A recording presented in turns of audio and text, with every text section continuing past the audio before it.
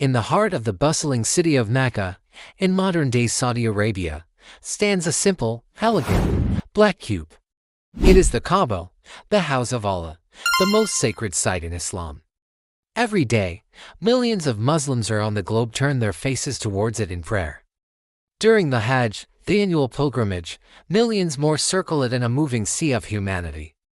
But have you ever wondered about the history of this ancient structure? Its story is one of faith, resilience, and divine purpose, stretching back thousands of years. Today, we're going on a journey through time to uncover the incredible history of the Kaaba, from its foundations to the magnificent building we see today. Our story begins not with a grand construction project, but with a woman and her child in a barren desert. This was Hajar, the wife of Prophet Ibrahim, and their infant son, Ismail. Following a divine command, Ibrahim left them in the valley of Makkah with only a small bag of dates and a water skin. When the water ran out, a desperate Hajar ran 7 times between the 2 hills of Safa and Marwa, searching for help. It was then that a miracle occurred. The angel Jibril struck the ground, and from it, the spring of Zamzam gushed forth, providing life-sustaining water in the middle of the desert. This blessed spring transformed the barren valley, attracting travelers and tribes to settle, turning Makkah into a thriving community. Years later, Prophet Ibrahim returned to Makkah to reunite with his now-grown son Ismail. It was here that Allah gave them a monumental task. As the Quran tells us in Surah Al-Baqarah, and mentioned when we made the house a place of return for the people and a place of security. And we charged Ibrahim and Ismail, saying, "Purify my house for those who perform tawaf and those who are staying there for worship and those who bow and prostrate in prayer." Together, father and son embarked on the sacred mission to build the Kaaba. Imagine it, Ibrahim, a prophet of God, and his son Ismail, laying the foundation stone by stone. Ismail would bring the stones, and Ibrahim, the master builder, would place them. As they raised the walls, they prayed the beautiful words recorded in the Quran, "Our Lord, accept this from us. Indeed, you are the hearing, the knowing." They weren't just building with stone and clay, they were building with devotion, love, and complete submission to God. The original structure was a simple, rectangular building without a roof, with 2 openings at ground level for entry and exit. It was built to be a focal point for the worship of the one true God, a beacon of monotheism in a world drifting towards idol worship. As the walls grew higher, Ibrahim stood on a special stone, which miraculously rose with him as he built. This stone is known as the Maqam Ibrahim, or the Station of Ibrahim, and it is preserved to this day near the Kaaba, its footprints a timeless reminder of this divinely guided construction. Once the structure was complete, Allah commanded Ibrahim to proclaim the pilgrimage to all of humanity. He called out from the mountain tops, and by God's will, his call was heard by every soul destined to make the pilgrimage, from his time until the end of days. This is the origin of the Hajj, the pilgrimage that continues to draw millions to Makkah every single year. The Kaaba stood as the center of pure monotheistic worship, a testament to the legacy of Prophet Ibrahim. But over the centuries, the pure message of Ibrahim began to fade. Generations came and went, and slowly, the people of Arabia began to stray from monotheism. They started placing idols inside and around the sacred Kaaba, transforming the house built for the worship of the one God into a pantheon of hundreds of false deities. By the time of the birth of Prophet Muhammad, peace and blessings be upon him, in the 6th century, the Kaaba was filled with over 360 idols. The pure act of worship established by Ibrahim had been corrupted. However, the sanctity of the Kaaba itself was never entirely lost. The tribes of Arabia, especially the Quraysh who were its custodians, still revered it as a sacred sanctuary. Around the year 605 AD, when Prophet Muhammad was about 35 years old and had not yet received his first revelation, a flash flood damaged the Kaaba. The leading clans of the Quraysh decided it was time to rebuild it. They collaborated, using only money earned from pure, legitimate sources for the reconstruction. They rebuilt the walls and, for the first time, added a roof. However, when it came time to place the final, most sacred stone, the Hajar al-Aswad, or the black stone, a major dispute broke out.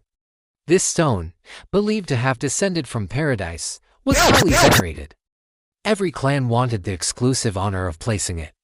For days, they argued, and tensions rose to the point where conflict seemed inevitable.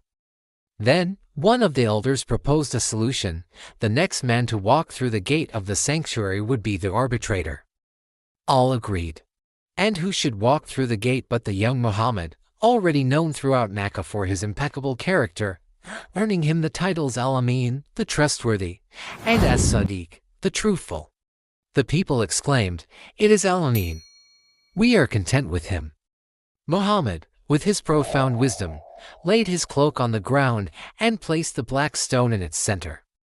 He then asked a representative from each of the warring clans to take a corner of the cloak and lift it together. When they had raised it to the right height, he himself took the stone and placed it in its corner, peacefully resolving a dispute that could have led to bloodshed. This event not only showcased his wisdom but also foreshadowed his future role as a unifier and leader. Years later, after receiving his divine mission, Prophet Muhammad and his followers faced intense persecution in Makkah, forcing them to migrate to Medina. But the connection to the Kaaba remained. Initially, Muslims prayed facing Jerusalem, but their hearts yearned for the house built by their father Ibrahim. Then, after about 16 months, the divine revelation came, changing the Qibla, the direction of prayer, from Jerusalem to the Kaaba in Makkah. This was a pivotal moment, establishing a unique identity for the Muslim community and recentering their spiritual lives on the ancient house of monotheism. In the year 630 AD, Prophet Muhammad returned to Makkah, not as a fugitive, but as a victorious leader. He entered the city peacefully and went straight to the Kaaba. With a bow in his hand, he pointed to each of the 360 idols and recited the Quranic verse, "Truth has come, and falsehood has vanished." Indeed, is falsehood, by nature, ever bound to vanish? As he recited, the idols were removed and destroyed. The Kaaba was finally purified, restored to its original purpose as a center for the worship of the one and only God, just as Prophet Ibrahim had intended thousands of years earlier. The Prophet led the Muslims in Tawaf, circling the Kaaba 7 times, and re-established the rituals of Hajj in their pure, monotheistic form, a practice that has continued and broken to this very day. Since that historic purification, the Kaaba has undergone numerous reconstructions and renovations over the centuries, each one a story in itself. It has been damaged by floods, fires, and even conflict, but each time, the Muslim community has lovingly rebuilt and restored it. During the reign of Caliph Umar ibn al-Khattab, the area around the Kaaba was expanded to accommodate the growing number of pilgrims. The Umayyad and Abbasid caliphs also made significant enhancements, adorning the mosque with beautiful mosaics and marble. One of the most significant reconstructions happened in the 17th century during the Ottoman era, after heavy rains and floods in 1629 caused 3 of the Kaaba's walls to collapse. The Ottoman Sultan Murad IV ordered a complete reconstruction from the foundations up, resulting in the structure that we largely see today. In modern times, the Kingdom of Saudi Arabia has undertaken the largest expansion projects in history. Beginning in the mid-20th century, the Masjid al-Haram, the grand mosque surrounding the Kaaba, has been expanded multiple times to accommodate the ever-increasing number of pilgrims. These massive projects involve state-of-the-art engineering, air conditioning, multiple floors for prayer and tawaf, and advanced crowd management systems, all designed to make the pilgrimage safer and more accessible for the millions who visit each year. The iconic black silk covering, the kiswa, embroidered with gold thread, is replaced annually in a tradition that also dates back centuries.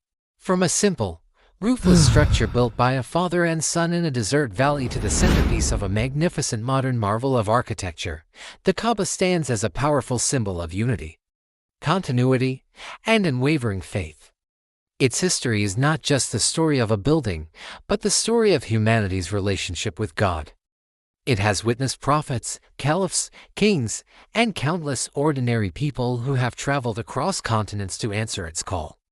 When we turn to the Kaaba in prayer or circle it during tawaf, we are not worshipping the stone structure. We are worshipping the God of the Kaaba, connecting with a sacred tradition that stretches back to the dawn of prophecy.